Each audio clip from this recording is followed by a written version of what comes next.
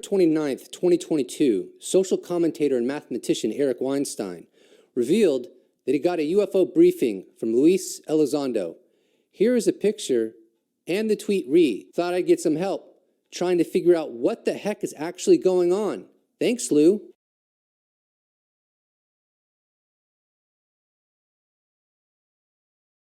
And on October 12th, we got some insights from him on his Twitter account about what he learned from the briefing.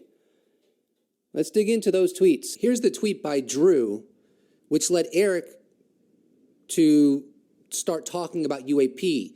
Now, Eric says he can't really reveal anything specific about his conversation with Elizondo, but in reality, as we go through his comments, at least in a non-specific way, we do get some insight into what he was told.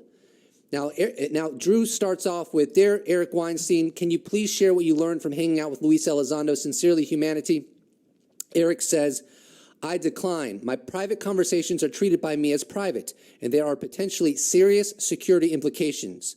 I may be a fierce critic of government malfeasance, corruption, and gaslighting, but I'm also Team United States. If that's confusing, I can't help much." Lightly Salted writes, "Do you find the topic worth pursuing?" Eric responds, "It's infuriating, but I don't feel I have a choice. I would love to stop. Smoke and mirrors are everywhere, and the answer is hidden in a national security funhouse that is no fun at all.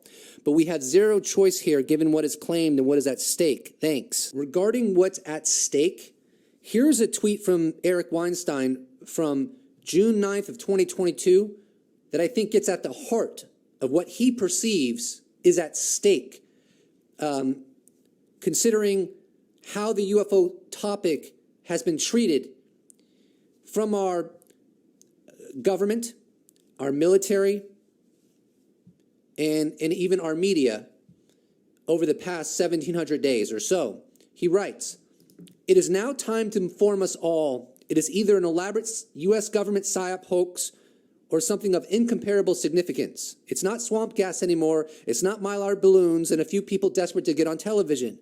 But it is definitely time to end the soft language. It's big." Now, this tweet by Weinstein is rather significant. It implicates that he knows of a time frame regarding when we'll get more information. Presumably, he got that during his discussion with Elizondo, but as I recall, Weinstein has spoken to other insiders in the past that were trying to get in contact with him regarding what is allegedly coming down the pipe that will change the world. Edmund writes, "Based on what you know, can you speculate a time frame for further disclosure, either from individuals or government?" Eric responds, "Not yet publicly." In that same light, Ariel Elizabeth writes, "Do you believe something world-changing will happen within your lifetime?" Eric responds, "You aren't going to have to wait that long." Yakman writes regarding his meeting with Elizondo, "Did you find it useful?" Eric responds, "Quite." Agent Nan writes, "Do you feel more or less optimistic that the public will anytime soon have a clearer idea what is going on, e.g. a genuine something versus PSYOP?" To which Eric responds, "I want this to happen, but it has to be done by the book. I'm trying." I don't know if Eric's been told about upcoming hearings, but I think that he has. And this tweet gives me the impression, although I can't know with any degree of certainty, that he leans toward this not being a PSYOP, but instead being a revelation about non-human technology that has been insulated from the public that's going to come out. Now, regarding the proposition for further hearings, after we go over a few more of his tweets, we'll go deeper into that because Christopher Sharp of Liberation Times actually published an amazing article on that very subject. Varen writes, "Do you consider that you might be part of the gaslighting?" To which Eric responds, 1 billion trillion %. "You should worry about this too. I'm positive I'm being used completely." Peter Venkman writes, "Eric, we are just tired of the infinite circle jerk. There are people with answers, and those answers need to be made public." Eric responds, "With you on this." That's the crux of the matter. The New York Times article that started this whole thing came out 1,800 days ago. And let me just impart a little common sense to my skeptical friends, at least it's common sense to me. You may disagree. If it was really the case that the Pentagon only had low information zone value data on UAP, I don't think they would have allowed this to persist as long as they have. I don't think they would have not had a method to have squashed this, considering the stakes, considering how it promotes the idea that we've been lied to for decades on UFOs, and pilots are potentially seeing non-human technology. Like, why would you even be okay with allowing that to percolate within the zeitgeist? Now, some people would say, well, it's just a psyop. We're trying to fool the Russians to thinking we have much better technology than we do. Okay, maybe, but that's pretty cockamamie too. Now, I think that's the problem. The problem is they have the high fidelity data that makes it clear this technology is not coming from an adversary, and it's not coming from the United States military inventory. And that's why this has persisted for 1,800 days. And it's why it will continue to persist. And it's why the United States Congress will continue to pressure the Pentagon. But we'll go further into that when we cover Christopher Sharp's article that came out today. One Fine Day wrote, Lou Elizondo recently gave a small list of topics he would recommend for study to begin to wrangle the phenomenon. If he were king, what areas of intersectional learning do you think are needed and should be more deeply looked into? Your ufology curriculum. Thanks, Eric. Eric gives his list. General relativity, pseudo-Riemannian geometry, quantum field theory, material science condensed matter, nuclear physics weaponry, disinformation theory, cult indoctrination, deprogramming, propaganda, preference falsification theory, Mansfield Amendment, science policy theory, V. Bush, selection abstracted, comparative eschatology, anti-gravity pseudoscience involving top physicists and mathematicians in the era of the so-called golden age of general relativity, GU, mind control. Remember, you asked. Let's dig into Christopher Sharp's article titled Exclusive. More UFO hearings are coming as whistleblowers are called forward and legacy programs are verified by Congress. Here's an excerpt, and a link to the full article is in the description below. Liberation Times has learned that new public congressional unidentified aerospace undersea phenomena UAP hearings can be expected once National Defense Authorization Act 2023 NDAA UAP language is signed into law. As reported by Dean Johnson, Intelligence Authorization Act IAA 2023 language is now wrapped up within the NDAA and includes important whistleblower protections. Sources have told Liberation Times that the NDAA could be passed in weeks after upcoming midterm elections in November, although it is cautioned that there are no certainties with regard to the exact timeline due to political divisions, changes in political composition following midterms, and the Ukrainian situation.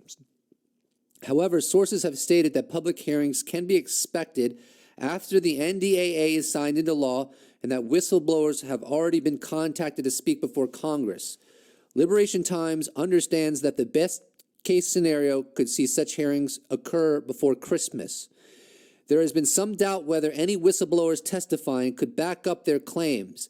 However, Liberation Times understands from multiple political and defense sources that a substantial amount of information involving secretive UAP retrieval and back engineering programs have been verified by Congress.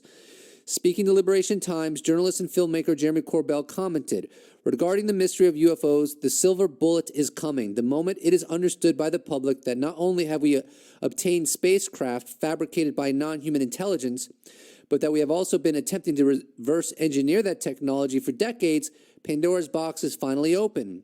The new legislation to provide amnesty and immunity for those involved in these programs to come forward is a potential game changer. I have personally spoken with numerous individuals who have had roles in these legacy UFO exploitation programs. This short abstract at the top of his article is really important. There is now some urgency from Congress to provide transparency, and some insiders hope that any released information can potentially bring people together at a time when the likelihood of nuclear conflict has risen. It has been cited many, many times, and I've cited it before, years ago, that President Reagan, before the United Nations, stated the following: "Perhaps we need some outside universal threat to make us recognize this common bond. I occasionally think how quickly our differences worldwide would vanish if we were facing an alien threat from outside this world." Now, to me, that's basically Reagan acknowledging how UFO disclosure would benefit humanity without even knowing that's what he was doing. He put it within the frame of a threat. But I would argue that UAP intelligence, whatever it is inherently a threat, even if it's not a threat. Because if you don't know the will and intention of intelligences that have far exceeding technology to your own, that's at the very minimum a potential threat. And that demands the world work together to resolve the mystery of why these machines and intelligences are here. Who is it that is behind the wheel? And what's their short, midterm, and long-term goal? These would be exquisitely paramount questions to answer that all 8 billion of us would want to partake in, because it involves the very security of every nation on earth. There are others in our skies and seas, and we don't know who they are, why they're here, and what they're doing.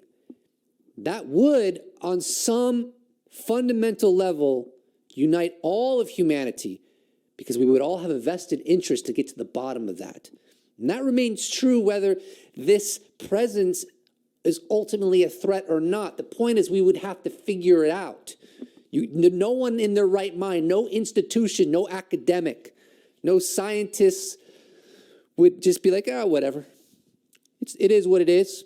Like we need to figure it out. No, everyone would demand to understand it. Obviously. And that alone could promote more peace in a world in which is so primitive and so very violent. I really feel like we're on the precipice of a massive revelation that could potentially have a unifying effect on all of humanity. I believe that in my heart. I really do. I think that if we looked at this as an outside, otherworldly intelligence, that would unify the planet in a way that's never been unified. I just believe that. And that excites me, to think that I could have a little tiny role in that process.